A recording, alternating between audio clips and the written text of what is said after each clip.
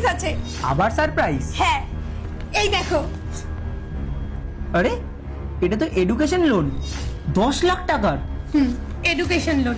তুমি এমবিএ করবে বলেছিলে না, আমার হাজবেন্ডের এত বড় একটা স্বপ্ন আমি পূরণ করব না?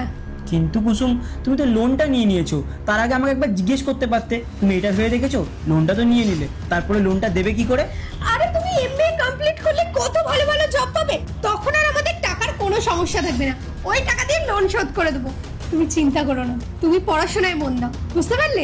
থ্যাংক ইউ কুসুম, আমার বাবা মা পর্যন্ত আমার জন্য এতটা ভাবিনি, তুমি যতটা করলে।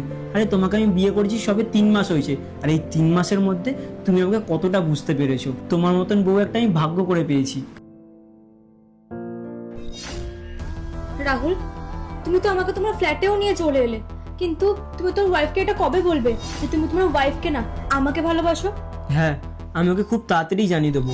ও বাড়িতে আসলেই আমি সবার আগে এই কথাটাই বলবো যে আমি ওকে না তোমাকে ভালোবাসি, কারণ আমি চাই না আমার জন্য নিজের জীবনটা নষ্ট করুক।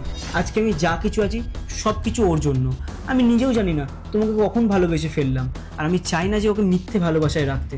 তাই আজ আমি সব ওকে বলে দেবো, কারণ আমি তোমাকে কোনোদিনই ছাড়তে পারবো না। রাহুল!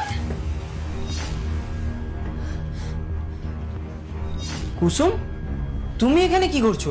আমি এখানে কি করছি? আমার হাজবেন্ডের বাড়িতে আমি আসবো না তো কে আসবে রাহুল? আর এই মেয়েটা কে তোমার সাথে? কি হচ্ছে এগুলো?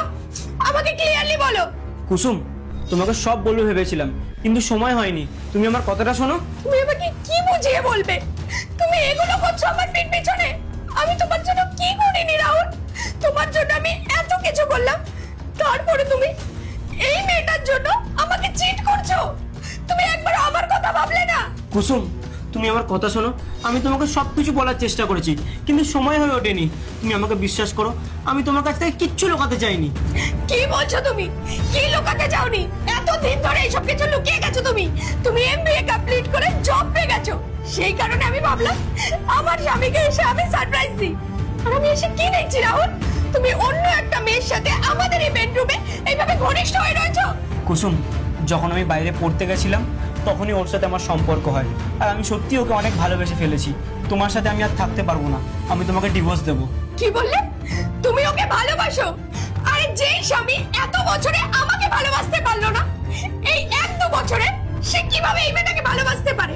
আর তুমি আমাকে ডিভোর্স দেবে তো? দাও, দিয়ে দাও আমাকে ডিভোর্স। তুমি ওর সাথেই থাকো, আমি দেখবো আমি তোমার জন্য যা যা করেছি ও তার 1%ও করতে পারে কিনা। একদিন না তুমি আমার কাছেই ফিরে আসবে, কিন্তু সেই দিন আমি তোমাকে অ্যাকসেপ্ট